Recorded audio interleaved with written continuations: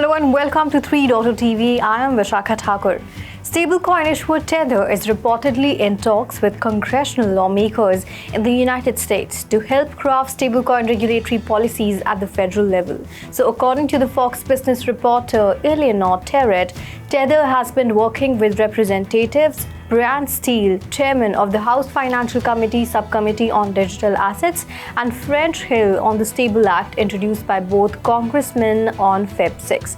So the company also seeks to provide input on two additional stablecoin bills introduced by other lawmakers, Tether CEO Paolo Ardoino told Terrett. So working within US regulations would require Tether to conduct monthly reserve audits via a US-based accounting firm and maintain one-to-one asset collateral for its tokenized fiat equivalents, the Fox Business reporter wrote. New cryptocurrency issuance hit an all-time high in January, sparking concerns among analysts over the lack of investor liquidity in the market. So over 600,000 new cryptocurrencies were launched during January, a 12-fold increase compared to the same period in 2024, according to Gecko Terminal data shared by Bobby ONG, the co-founder and chief operating officer of CoinGecko. The United States Securities and Exchange Commission has requested an additional 28 days to review crypto exchange Coinbase's appeal in its ongoing lawsuit. However, the agency says its new crypto division could potentially end the 20-month legal battle.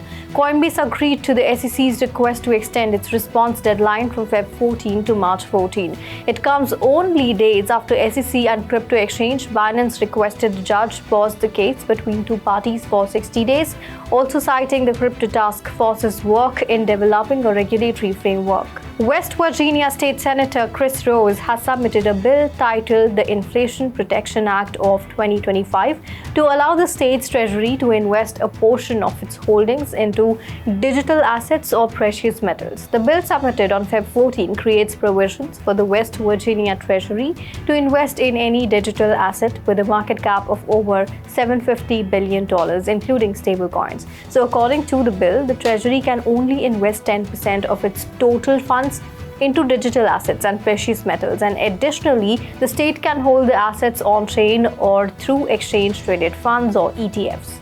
The State of Wisconsin Investment Board, the entity overseeing the state's pension fund, increased its Bitcoin exposure to around $321 million, according to a Feb 14 filing with the U.S. Securities and Exchange Commission. So, Wisconsin's pension fund previously disclosed holding $164 million in BTC ETFs in a May 2024 SEC filing. At the time, the pension fund held approximately 2.4 million shares of BlackRock's iShares Bitcoin Trust, valued at $100 million, and 1 million shares of Grayscale's Bitcoin Trust, valued at $64 million. The pension fund's most recent filing indicates that the fund has allocated all of its BTC exposure into IBIT and no longer holds any shares of GBTC. The State of Wisconsin Investment Board's increased Bitcoin exposure highlights a growing trend among the pension funds allocating a portion of their assets to Bitcoin as a hedge against currency inflation and a diversified portfolio. In a surprising turn of events, the National Bank of Canada has filed with the US SEC to sell over $1.3 million worth of shares in BlackRock's Bitcoin ETF IBIT. The filing reveals the bank's intention to exercise a put option, effectively selling off a portion of its holdings in IBIT. This decision comes amidst a backdrop of recent Bitcoin ETF outflows, suggesting a potential shift in investor sentiment towards riskier assets. Abu Dhabi's Mubadala Sovereign Wealth Fund has taken a bold step into the Bitcoin market, investing $436 million in US-listed spot Bitcoin ETFs. Well, this acquisition, revealed in a February 14 filing with the SEC, highlights the national fund's growing interest in digital assets. So Mubadala's filing shows that its investment was directed at BlackRock's iShares Bitcoin ETF IBIT, securing over 8.2 million shares in the fourth quarter of 2024. And this marks a fresh position for the fund, as no previous holdings of IBIT were reported in earlier filings. So following this acquisition, Bloomberg ETF analyst James Safat noted that Mubadala now ranks as the seventh largest known holder of IBIT. HK Asia Holdings Limited has announced the purchase of a single unit of Bitcoin, funded by internal resources at the cost of approximately $96,150. So the move reflects the company's recognition of the growing importance of cryptocurrencies, particularly Bitcoin, as a store of value and part of diversified investment portfolios. Also, the investment is seen as a strategic step to align with the evolving global financial landscape and to enhance the company's asset value. Now, despite the symbolic scale of this purchase, it does not constitute a notifiable transaction under the listing rules due to its size. The company commits to adhering to future disclosure requirements for cryptocurrency transactions. Ripple's new stablecoin RLUSD has gained remarkable traction in the crypto market, with the total supply now reaching $120 million.